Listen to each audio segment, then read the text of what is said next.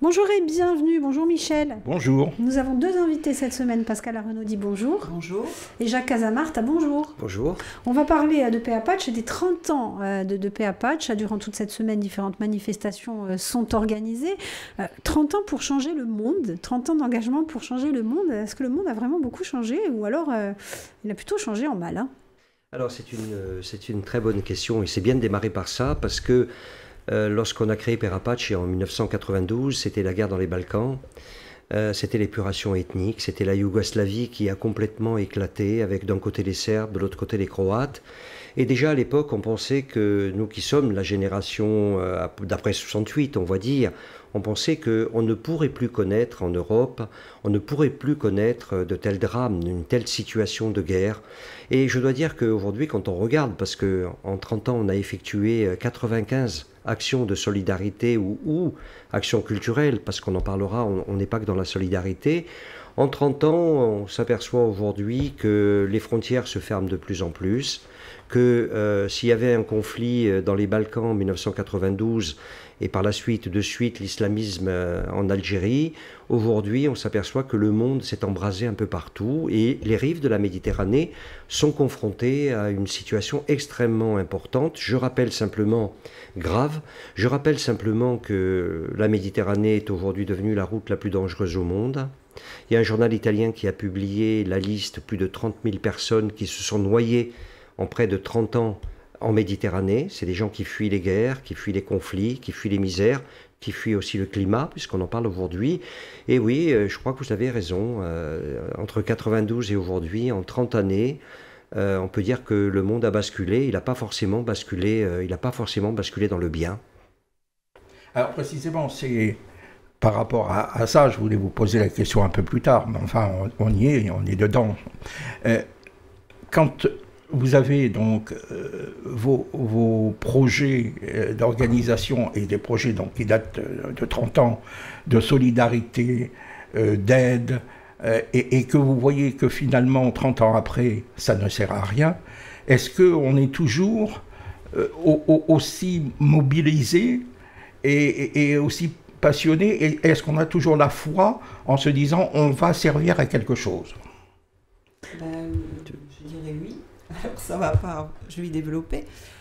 Parce qu'en fin de compte, tout au long de ces actions qu'on a pu mener et les liens qu'on a tissés avec les personnes rencontrées dans les différents pays où nous sommes allés, le monde associatif, le monde culturel, la population, on a tissé des liens qui se sont, je veux dire, qui existent encore à 30 ans. Il y a 30 ans, on est toujours en lien avec toutes ces personnes. Et on a toujours échangé.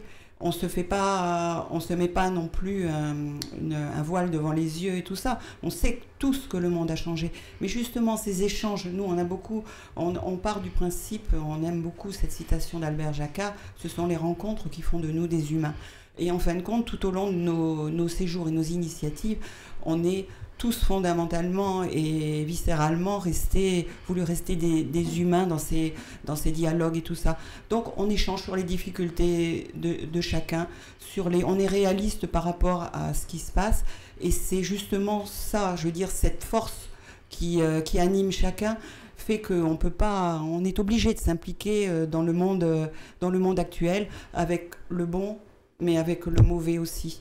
Et donc la force, elle est là, quoi. Je veux dire, c'est utopique peut-être de dire changer le monde, mais hier, on appelait notre ami Baïko au Burkina, on était avec Sinisha qui est en Serbie, on a appelé Brahim qui est au Maroc, et on a construit cette initiative avec eux.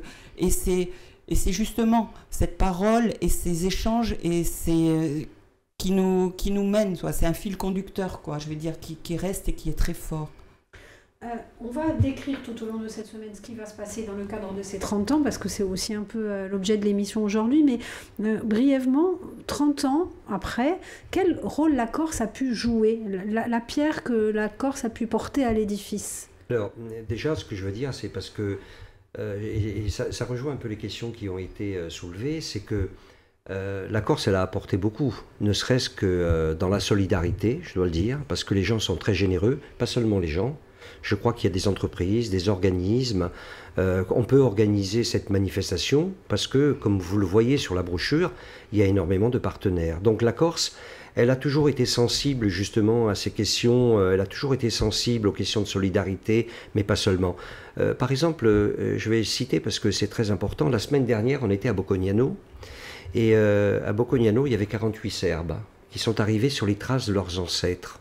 C'est l'association Père Apache qui, dans les années 1992, donc vous voyez, ça remonte, c'est à la naissance de notre association, a permis de découvrir que l'histoire, la Corse avait une histoire particulière avec les Balkans et qu'en 1916, 1917, 1918, il y avait 5000 Serbes qui étaient en Corse.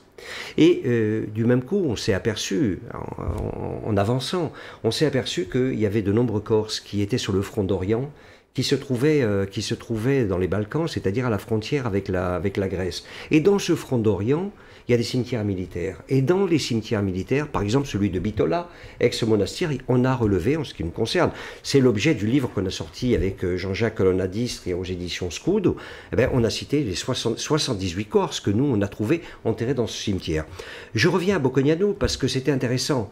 À Bocognano, il y a Antoine Bonelli, qui est originaire de Bocognano, et il y a une plaque sur sa maison là-bas, mais Antoine Bonelli, il est dans les Balkans, il est enterré dans l'ancienne Serbie, qui se trouve actuellement à Bitola, c'est-à-dire la Macédoine. Et en même temps, on reçoit ici, avec le maire, Achille Martinetti, la communauté de communes, 48 Serbes qui viennent parce qu'ils sont allés voir où était le médecin serbe qui est mort à Bocognano. Et je me dis, mais c'est quand même intéressant, parce que c'est des réfugiés. Ces réfugiés, ils sont arrivés ici parce qu'ils étaient en situation de guerre. Ils sont arrivés chez nous, mais ils sont repartis. Bien sûr, il reste des traces. Il y a des descendants qui sont encore aussi, qui nous appellent tous les jours. On en reçoit pas plus tard qu'avant-hier. Il y a un des descendants qui m'a appelé pour me dire, mais moi, ma famille était de Monastir, de Bitola. Donc voilà, la Corse, elle est au cœur de la Méditerranée. Et donc forcément, comme elle est au centre de cette Méditerranée, elle a toujours été, en fin de compte, elle a été brassée par ces cultures-là. Et donc, elle comprend. Elle comprend la solidarité et un seul exemple, hein. Mais quand on récupère 147 lits médicalisés de l'hôpital d'Ajaccio en 2004 qui doivent partir à la déchetterie et qu'on les installe dans un hôpital à Bitola par exemple, quand des jeunes de la chambre des métiers en 2006 construisent une chambre froide à l'hôpital de Bitola, c'est extrêmement important. Donc voilà, je crois que c'est ça la solidarité. Et en même temps, comme disait Pascal, et elle a raison, hein, les rencontres font de nous des humains, c'est-à-dire qu'on découvre, et de ces jeunes qui sont partis en 2004 ou 2005 dans les Balkans pour construire les chambres froides, on est toujours en lien avec eux, ils sont toujours là, et ils font partie, pour certains d'entre eux, encore aujourd'hui, de l'association. Donc oui, c'est important. Merci beaucoup. On va se retrouver dès demain pour parler de cette très belle programmation. À demain. Merci. Bonjour et bienvenue. Bonjour Michel. Bonjour. On retrouve nos deux invités, Jacques Casamarta, bonjour. Bonjour. Et Pascal Larenaudi, bonjour. Bonjour. Pour parler des 30 ans de Père Apache, comment vous avez construit, il y a une très belle programmation hein, durant toute la semaine jusqu'à ce jeudi. Comment s'est construit ce programme ? Eh bien, disons qu'il s'est construit sur... disons sur toutes les... On en parlait déjà lors d'une émission précédente, sur toutes les rencontres que l'on a pu faire au cours de nos initiatives et sur les liens, les personnes qu'on a pu rencontrer. Donc, on a fait notamment là dans la programmation au niveau des films, vous verrez 3 documentaires qui sont liés directement aux actions de Père Apache, notamment au Burkina Faso, en Serbie et au Maroc. Mardi. Voilà.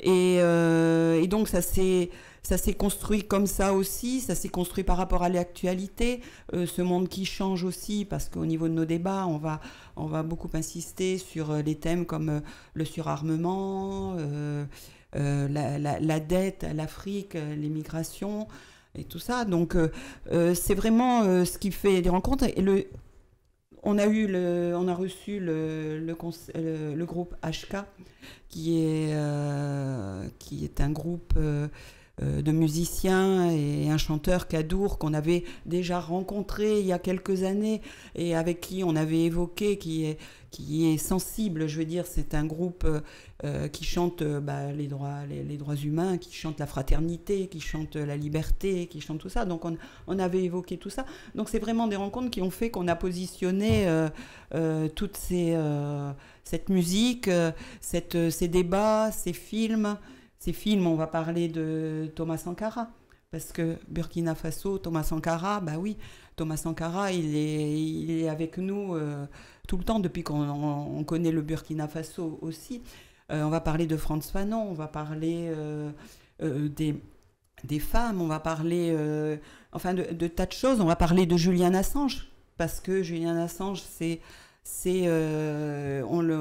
on porte, je veux dire, la cause de Julian Assange jour après jour, jusqu'à ce qu'on espère une libération, parce que c'est quand même un journaliste d'investigation qui a été, parce qu'il a dénoncé des crimes de guerre, de corruption et défendu les libertés, notamment la liberté de la presse, la liberté de savoir et dire la vérité. Il est emprisonné de façon arbitraire maintenant depuis 3 ans dans la prison de Belmarsh en Angleterre, mais il était à l'isolement les 10 années précédentes à l'ambassade d'Équateur, et il est condamné il encourt, s'il est extradé vers les États-Unis, 175 années de prison, ce qui nous fait dire que celui qui a dénoncé les crimes de guerre et celui qui a dénoncé les violations des droits humains est emprisonné, tandis que ceux qui les perpétuent sont en liberté. Et on a mis aussi en lumière une jeune femme, Noudem Dourak, qui était une jeune chanteuse musicienne kurde et qui a été condamnée à 19 ans d'emprisonnement par l'État turc, parce que elle a chanté son pays dans sa langue, parce qu'il est interdit de chanter dans sa langue. Donc voilà, on a mis en lumière ces 2 personnalités, comme on a parlé d'autres personnalités aussi. Donc voilà, c'est en fin de compte toute notre histoire, nos rencontres et tout ça, je veux dire, tout en commun, on a réfléchi et on a pu bâtir un programme qui est quand même... et on y a mis une touche un peu plus festive. Déjà, il y a la musique, mais avec le sport, où quand même, ce sport, ça réunit pas mal d'énergie. Alors comment on organise ça au départ? C'est-à-dire, comment vous vous êtes dit, au tout début, on va faire ça. On va créer une association. Comment cette association peut se créer? Avec quelle relation ailleurs qu'ici, je veux dire, donc à l'étranger? Ça vient comment, l'idée, au départ? L'idée au départ, si vous préférez, en 92, j'étais un élu, donc sur la ville d'Ajaccio. Et il y avait cette guerre dans les Balkans, comme je disais tout à l'heure, et on s'est interrogé à quelques-uns. Et puis il y avait l'Assemblée européenne des citoyens qui avait tenté d'organiser un dialogue entre les Serbes, les Croates, les Macédoniens. Et à ce titre-là, j'y ai été invité parce que j'avais déjà un engagement associatif. Mais j'y étais parce que j'étais élu sur la ville d'Ajaccio. J'étais porteur d'un message à l'époque, le maire Charles Ornano. Mais j'étais aussi porteur d'un message du maire de Sartène, qui lui était communiste, Dominique Bouquigne, et de Attila Antier, et qui était UDF, donc dans l'extrême sud, à Bonifacio. J'étais porteur de ce message, et quand je suis arrivé à cette conférence, là, j'ai vu que les choses étaient beaucoup plus graves, parce que j'ai eu le sentiment, en tout cas, que les forces de paix étaient nombreuses dans tous les pays, que ce soit en Croatie, en Serbie, les principaux opposants, ou en Bosnie. Les gens ne pensaient pas que la guerre allait continuer. Et en fin de compte, je me suis dit que la communauté internationale, à l'époque, elle a surtout écouté les belligérants, ceux qui voulaient en découdre. Probablement, pour les grandes puissances, je pense, c'est une analyse tout à fait personnelle, le démantèlement de la Yougoslavie était quelque chose d'important. D'ailleurs, Jacques Merlino, que probablement vous avez connu, qui a été rédacteur en chef d'Antenne 2, Jacques Merlino avait sorti un ouvrage très intéressant à l'époque qui s'intitulait « Toutes les vérités yougoslaves ne sont pas bonnes à dire » et il dénonçait justement cette manière de la communauté internationale de privilégier les uns au détriment des autres. Et je me souviens du débat à l'époque, les Serbes étaient les démons et les Croates étaient les anges de la paix en fin de compte. Mais la réalité, il n'y avait de part et d'autre ni des démons ni des anges de la paix, il y avait les deux en même temps. Et donc, c'est là que je me suis dit que le monde associatif était un contre-pouvoir. Durkheim, le philosophe, avait tout à fait raison. En démocratie, on a besoin de contre-pouvoir et le monde associatif est le contre-pouvoir le plus intéressant. Ça m'a amené à cheminer. Et je disais tout à l'heure que j'étais un élu, je ne le suis plus. Mon engagement a été associatif, donc citoyen, et je crois que la parole citoyenne aujourd'hui elle est importante. Alors c'est vrai, tout à l'heure vous avez posé une question, c'est dur, c'est pas toujours facile, parce que on rencontre beaucoup de difficultés, mais la capacité que peut avoir le monde associatif, c'est de s'adapter. Nous, par exemple, vous dire, on a fait 95 actions de solidarité internationale, un peu plus de 300 en Corse. Donc vous voyez, il y en a une qui arrive ici en Corse, qui est très importante. Mais on fonctionne sans salariés. On n'a pas véritablement de locaux comme de grandes associations. Nous, on a un local qu'on partage avec d'autres associations. C'est très très bien. Il y a la mycologie, il y a Corsica Polar, il y a Corsica Palestine, il y a Perapace. C'est très intéressant. Chacun a un créneau. Du coup, on se rencontre aussi, donc c'est très intéressant. Et on a très peu de financement public, je vais le dire. On a beaucoup de partenaires. C'est pour ça, d'ailleurs, qu'on peut organiser ce type de manifestation. Voilà. Donc, quand on dit 30 ans d'engagement, oui, c'est 30 ans d'engagement. Et puis, je suis tenté de dire qu'on apprend énormément. Voilà, on apprend énormément dans la rencontre avec les autres. Et on comprend mieux la Corse aussi lorsqu'on regarde ce qui se passe sur les rives de la Méditerranée. Merci beaucoup. À demain. À demain. Merci. Bonjour et bienvenue. On se retrouve avec Miguel Al, bonjour. Bonjour. Bonjour à nos deux invités. Pascal Arenaudi, bonjour. Bonjour. Jacques Casamarta, bonjour. Bonjour. On parle des 30 ans de Perapace, une programmation éclectique. Vous avez abordé le sport, c'est une donnée importante ? Oui, le sport, c'est une donnée importante parce que ça fait appel aux énergies. En fin de compte, ça donne la force. Et puis, il y a une certaine aussi, solidarité qui se crée à la fois. Nous, on a fait le choix de cette course qui est marche colorée pour donner un caractère festif aussi. C'est à la fois se retrouver et porter les énergies et en même temps sur des thèmes qui sont fondateurs pour Perapace. Et donc, pour en revenir encore toujours à la même chose, parce que moi, ça me paraît extraordinaire ce que vous faites, et j'ai beaucoup de respect pour ce que vous faites, mais malgré tout, vous êtes, comme on dit, une petite goutte dans l'océan des belligérants ou des gens qui aiment faire la guerre en permanence, qui aiment ou qui ont intérêt à faire la guerre. Ça se voit depuis 70 ans, partout en Europe. Et donc, je me dis comment cette petite goutte arrive à faire des choses. Je me souviens, dans les débuts, il y a 70 ans, les Corses ont aidé les Israéliens, aujourd'hui on aide les Palestiniens, donc il n'y a pas de choix a priori. Il ne faut pas, je pense, avoir de choix dans les camps. Comme vous disiez tout l'autre jour, il y a des Serbes et des Croates, il y a des bons et des méchants des deux côtés. Moi j'étais à Sarajevo quand il y a eu le bombardement du marché de Sarajevo. Et tout le monde a dit, ce sont les Serbes qui ont tué nos frères croates. 2 jours après, les officiers français qui étaient sur place ont dit, ben non, on a des preuves que ce sont les Croates qui ont bombardé les leurs. Donc on est dans des situations qui sont complètement insolubles. Et vous arrivez comme ça, petit missionnaire, vous essayez d'avoir des liens sur toute la planète avec des peuples et des gens qui souffrent, mais est-ce que, franchement, ça sert à quelque chose de plus?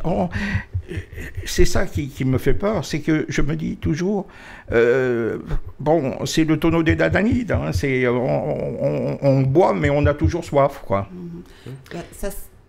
Juste parce que ça sert à donner de la force, je pense aussi. Alors, je me rappelle notamment nos amis, et puis Baïko nous l'a redit là ces quelques jours, au Burkina Faso. Je veux dire, ils vivent, par exemple, pour ne prendre que cet exemple, parce que c'est ce qu'on a dit, ils vivent des moments très durs. C'était déjà des conditions de vie et tout ça difficiles. En ce moment, c'est encore plus difficile avec la menace terroriste et puis le remaniement qui se fait au niveau... Donc c'est des conditions difficiles. Mais c'est ce qui quand on discute avec eux, quand on a pu discuter avec eux, ils se sentent aussi isolés quelque part. Ils veulent qu'on connaisse un peu aussi leur situation, leurs paroles et tout ça. Donc en fin de compte, quand on discute avec eux, ils nous disent... Mais nous, c'est important, je veux dire, les liens qu'on a pu créer aussi. Et dit, portez notre parole aussi. Dites comment ça se passe chez nous. Dites comment... Parce que rien de pire que d'être isolé et d'avoir l'impression qu'on vit sur soi-même et que les difficultés que l'on vit au quotidien ou que tout ça, c'est comme si ça n'existe pas. Ça n'existe que pour soi, mais à l'extérieur, alors qu'on est dans un monde, quoi, je veux dire. Et nous aussi, c'est ça. Avec tous ceux qu'on a pu rencontrer dans n'importe quel pays qu'on soit, c'est aussi cet échange et cette parole, c'est pouvoir en parler justement à l'extérieur des difficultés de chacun, mais des bonnes choses aussi, puisqu'on a pu aussi, et de faire notamment, ça se voit à travers les films. Hein, moi, pour ne parler que des documentaires qui ont été faits sur les actions de Père Apache, je veux dire, on a fait le choix de donner la parole à ces acteurs associatifs, ces acteurs engagés qui sont sur place, et c'est plein d'émotions et d'humanité. Enfin, voilà.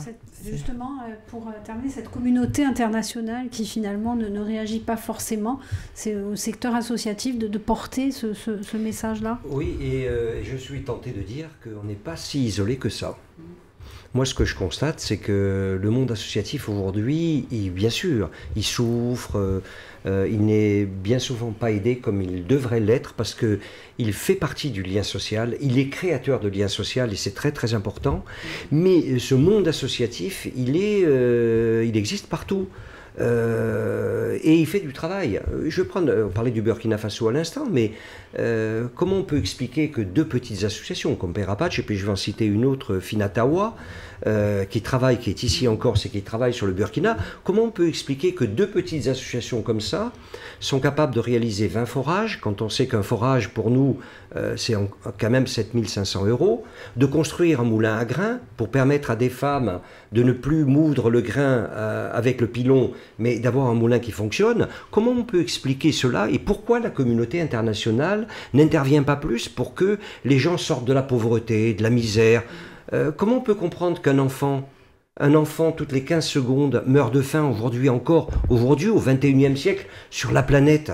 Et je me dis que heureusement que le monde associatif est là, parce que ça nous permet en même temps de dénoncer. Quand on constate des choses, nous on dénonce. Vous savez, on était dans les camps kurdes, on y est allé à 2 reprises, là il n'y a pas très très longtemps, on a fait l'Ukraine aussi, puisqu'on est les seuls ici en Corse, véritablement, à avoir fait un convoi en direction de l'Ukraine, parce que comme vous le disiez tout à l'heure, nous on ne regarde pas, nous on regarde, il y a des populations, elles sont en souffrance, si on peut aider, on aide.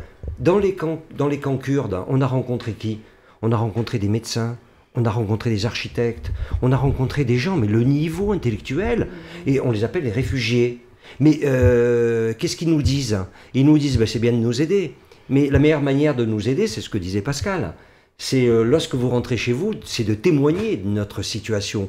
Parce que nous sommes abandonnés par la communauté internationale. Parce que la Turquie a fait pression auprès de l'Europe et auprès de la France pour que le HCR se retire, le Haut Commissariat aux réfugiés. Il n'y a plus rien.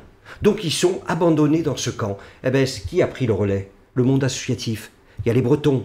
Il y a les Parisiens, mais il y a aussi les Suisses, les Italiens, les Espagnols. Nous, on y est allé à 2 reprises, on s'apprête à y retourner dans pas longtemps. Après notre initiative, on va être dans les camps kurdes, parce qu'il y a des besoins. Eh bien, le monde associatif, c'est ça en fin de compte. Il devrait être beaucoup plus aidé. Moi, je lance un appel, y compris ici en Corse, à nos responsables politiques, parce que c'est le lien social, c'est ce qui permet justement que la démocratie puisse fonctionner. Donc c'est très important. Et c'est pour ça que, oui, c'est pas facile, mais en même temps, je trouve qu'il y a une vivacité associative qui est encourageante pour l'avenir. Voilà, qui est encourageante. Parce que c'est un engagement citoyen et un engagement fort. Merci, à demain. À demain. Bonjour et bienvenue, on accueille Père Apache pour fêter leurs 30 ans. Pascal Renaud dit bonjour. Bonjour. Jacques Casamarta, bonjour. Bonjour. Bonjour Miguel. Bonjour. On parle de ces 30 ans, soirée de clôture ce soir pour cet anniversaire pas comme les autres. Oui, soirée de clôture. Et puis, on va dire que dans l'ensemble, tout s'est bien passé. D'abord, moi, je voudrais ici remercier tous nos partenaires parce qu'il y a quand même 25 associations qui ont soutenu ces manifestations partout. Je pense à, on va commencer par Bastia, Femmes Solidaires, Awabast, Utopia, mais après on va en Balagne avec Oujvelio Galvez, et avec Balagne en transition et d'autres associations. Je pense à Ajaccio avec Pescado Rimfest. Je pense à ce partenariat que nous avons eu, et je vais la citer, avec Jeanne-Paul de Rocasser à Ciné 2000, qui s'est véritablement engagé à nos côtés pour la présentation des films. Je pense à la SPTT Athlétisme, qui nous a dit mais la marche pour la paix, la course pour la paix, nous on veut bien s'occuper de la logistique. Sans ce travail associatif, sans tout ce bénévolat, on n'aurait pas pu organiser cette belle manifestation. Et puis HK, moi je tiens à remercier particulièrement, nous tenons à remercier ces 8 musiciens professionnels qui sont arrivés, ces 8 musiciens professionnels et Kadour, qui aujourd'hui a ses chansons traduites dans le monde entier, et je tiens à les remercier parce que je tiens à le dire quand même, ils sont venus ici sans cachet. Ils ont accepté, et Kadour nous a dit, lorsque on l'a contacté, il nous a dit moi changer le monde c'est de l'utopie, mais cette utopie-là elle m'intéresse. Elle m'intéresse. Donc oui, on va travailler.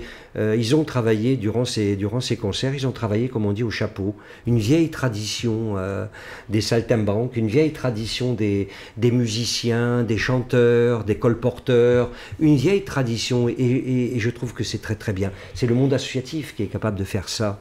Ce n'aurait pas été le monde associatif, c'est sûr qu'un groupe comme ça, aussi mythique que HK aujourd'hui, n'aurait pas pu se produire à Calvi, à Ajaccio et à Bastia. Donc voilà, je crois que c'est important, et nous on se dit, ça nous encourage en fin de compte, même si des fois il y a on se dit que c'est difficile, mais ça nous encourage à continuer. Voilà, ça nous encourage à continuer à porter cette parole. La parole, c'est une parole pour la paix. Et nos débats, les 2 débats qui ont été organisés avec beaucoup d'invités, je pense à Roland Nivet, qui est le porte-parole du mouvement de la paix. Je pense à Zazie Sadou, la présidente du Rassemblement algérien des femmes démocrates. Elle a été nominée pour le prix Nobel de la paix avec un millier d'autres femmes. Je pense à Bruno Jaffré, le biographe de Thomas Sankara. Je pense à Mehdi Lalaoui, ce franco-algérien qui travaille pour Arte, pour la 5, et qui est venu et qui nous suit depuis plusieurs années. Je pense à ces débats sur Méditerranée, mer de paix que nous avons eus. Oui, il nous faut travailler à la paix, il nous faut travailler à la Méditerranée, et aujourd'hui on a toutes les raisons de penser qu'on est dans une situation difficile, peut-être à la veille de quelque chose d'extrêmement grave, avec cette confrontation, moi je vais le dire comme ça, cette confrontation qui existe toujours pareil entre 2 blocs, un bloc à l'est, un bloc à l'ouest. Ils n'ont plus la même signification politique qu'il y a une trentaine d'années, mais oui, les Russes d'un côté, les Américains de l'autre. Ils ne se combattent pas directement, mais ils se combattent sur un territoire qu'ils considèrent neutre, qui n'est pas le leur. Actuellement, le combat, il est en Ukraine. Mais ce qu'il faut voir, c'est qu'au-delà du combat en Ukraine, il y a là un rapport de force, une géopolitique internationale qui nous, en tout cas en tant que pacifistes, en tant que solidaires, nous interpelle. Et je crois que c'est important pour en revenir aux questions que vous avez posées, qui sont, je crois, intéressantes, parce que je crois que c'est important qu'il y ait ce monde associatif et qu'on puisse dire de telles choses. Et on vous remercie, vous aussi, Alta Frequenz, de nous donner la parole pour parler justement de ces questions dont on ne parle pas forcément toujours. Et l'impact aujourd'hui, avec votre ancienneté, mais l'impact dans la population corse, vous avez des retours, comment ça se passe? Oui. Alors, oui, vas-y Pascal. Oui, on a quand même... parce qu'à chaque fois que je veux dire qu'on est rentré en contact avec la population, qu'on a fait des appels aux initiatives, qu'on a appelé à venir, parce qu'on a fait des initiatives ici, nombreuses initiatives en Corse aussi, où on a présenté, on a fait des débats, des films, on a pu faire organiser des collectes aussi devant le supermarché quand on partait pour différents endroits. Et on a toujours eu un très bon accueil, en fin de compte. La population corse, elle est intéressée par ces sujets. Et on a toujours eu de bons échanges. Hein, et notamment, moi je me rappelle, après, je voudrais parler des jeunes, peut-être mettre un petit accent sur les jeunes. Avec Père Apache, nous sommes partis on a emmené 160 lycéens sur les camps d'Auschwitz et de Birkenau. Donc on a fait ça en partenariat avec l'Éducation nationale, mais notamment avec 2 professeurs du lycée Fesch et du lycée Laetitia, André Vesperini et Benoît Bunic. Et on a préparé ça sur plusieurs mois, parce qu'on n'y va pas comme ça. Donc on a emmené ces 160 jeunes, donc sur 3 ans, hein, c'était étalé sur 3 ans. Et à notre tour, on a attendu quelques mois, bien sûr, parce que c'était difficile, et on a organisé des ateliers d'écriture pour qu'ils puissent restituer un peu leurs émotions et tout ça. Et vraiment, on a été... les écrits qu'ils ont pu fournir, le niveau de réflexion qu'ils ont pu apporter, tout ça, ça a été vraiment, je vais dire, exceptionnel. C'était vraiment... c'est là qu'on s'est dit qu'en fin de compte, c'est toute cette jeunesse qui, des fois... où on a l'impression qu'elle peut faire défaut, parce qu'on en appelle, nous, régulièrement aux jeunes pour qu'ils viennent. On s'est dit, ils ont des choses à dire. Ils ont des choses à dire. Il faut leur donner l'espace. Et c'est ce que nous essayons de faire, nous, quotidiennement, avec l'association, tout ça. Parce que sur des sujets qui font partie de leur vie, des sujets graves et tout ça, ils ont une parole. Et donc, voilà, c'est aussi ce contact avec ces jeunes. Et on a fait appel tout au long de notre parcours, on fait appel à ces jeunes qui sont là pour s'engager. Donc, la population jeune, moins jeune, la population corse, elle écoute. C'est rassurant. Voilà. Et puis il y a un deuxième aspect, si je peux me permettre, je rajouterai à ce que dit Pascal, parce qu'elle a raison de dire ça, mais il y a un deuxième aspect, on entend souvent, il y a des gens qui nous disent, mais il y a suffisamment de misère chez nous, pourquoi aller ailleurs? Pas plus tard que hier, quelqu'un nous a posé la question. Et il faut qu'on explique, nous, en général, cela. Nous, par exemple, on travaille dans la solidarité, on travaille dans la paix, on fait des voyages solidaires, mais on travaille aussi dans le développement durable. Quand on récupère 147 lits médicalisés, par exemple, des lits médicalisés toutes les semaines, on en reçoit. Parce que des gens, il y a des hospitalisations à domicile, quand la personne décède malheureusement, les gens ne savent plus quoi faire de leur lit. Pas plus tard que la semaine dernière, on a récupéré un super lit. Parce que le système tel qu'il est, le système français, il est comme ça. Mais nous, qu'est-ce qu'on fait? Lorsque quelqu'un a besoin ici d'un fauteuil handicapé, d'un lit médicalisé, et puis pas seulement, on distribue aux populations ici, c'est important, mais ceux qui ne peuvent pas avoir une deuxième vie ici, nous, on permet... Justement, plutôt que ça termine à la déchetterie, on permet à ce que, je parlais des 147 lits médicalisés de l'hôpital d'Ajaccio, on a permis de les installer dans un hôpital, ils y sont encore d'ailleurs. Et là, on comprend peut-être des fois aussi l'aberration des systèmes dans lesquels nous sommes, la superconsommation. Voilà. C'est ça aussi. Merci beaucoup. À demain pour la dernière émission de la semaine. Merci. Bonjour à vous toutes et à vous tous. Bonjour Michel. Bonjour à nos invités, les 30 ans de PA Patch en compagnie de Jacques Casamarta. Bonjour. Merci. Et Pascal Larenaudi, bonjour. Bonjour. Il y a forcément, alors c'était pas dans le programme de vos 30 ans, mais il y a une actualité, la situation en Iran. Oui, et ça nous préoccupe. C'est la raison pour laquelle on a invité Zazie Sadou, qui a pris la parole lors de nos débats. Elle a lourdement insisté sur la situation des femmes, notamment. La situation, la géopolitique en Iran, en Irak, dans cette partie du monde, on la connaît malheureusement, on connaît l'actualité depuis plus de 30 ans. Mais là, il se passe quelque chose, je crois, qui est porteur pour l'avenir. C'est la manière dont ces femmes, aujourd'hui, posent des questions qui leur sont directement, qui les touchent directement dans leur vie. Et je suis tenté de dire qu'il y a une vision de l'avenir de la femme dans ces régions-là qui est portée de manière extraordinaire, il faut le dire. Ce courage des femmes. Alors bien sûr, il y a eu des femmes qui ont été assassinées, il y en a eu beaucoup depuis. Mais là, ils ont dit ça suffit. À Ouabas, quand on voyait ces images à travers nos médias, de ces femmes qui enlevaient leur voile pour le brûler sur la place publique, Et c'est pas le voile qui est en cause, hein. Je veux dire, c'est pas le voile, parce que le voile, on sait très bien, c'est aussi lié aux traditions. Donc c'est pas la question des traditions qui est remise en cause là. C'est l'alignation actuellement, ce qu'elles sont en train de vivre en Iran et dans d'autres pays, à travers justement la manière dont on leur impose justement un mode de vie qui ne leur convient pas. Et moi je dis chapeau. Nous, on est... Et c'est pour ça que, vous voyez, pour revenir sur nos discussions, c'est vrai que le monde est difficile. Mais en même temps, regardez aussi ce soulèvement aujourd'hui, ça a été le cas de la Pologne, c'est le cas aux États-Unis, parce qu'on voudrait au XXIe siècle que l'IVG ne soit plus autorisé. Quand on voit ces soulèvements aujourd'hui, on va dire des soulèvements populaires extrêmement importants, on a un gage d'avenir. Zazie, que je connais bien, Zazie Sadou, la présidente du Rassemblement algérien des femmes démocrates, je me trouvais avec elle en Algérie au moment où il y avait l'islamisme et elle décernait le prix à l'époque aux femmes Courage. J'étais en 2003 au Palais des Congrès à Alger au moment où l'islamisme était très très fort et où elle avait décerné le prix Courage à 3 femmes qui avaient été assassinées par le GIA ou par le FIS à l'époque. Et Zazie me disait un jour, dans un débat, et elle dit en Algérie, les hommes sont les femmes. Et je pense que fondamentalement, elle avait bien raison.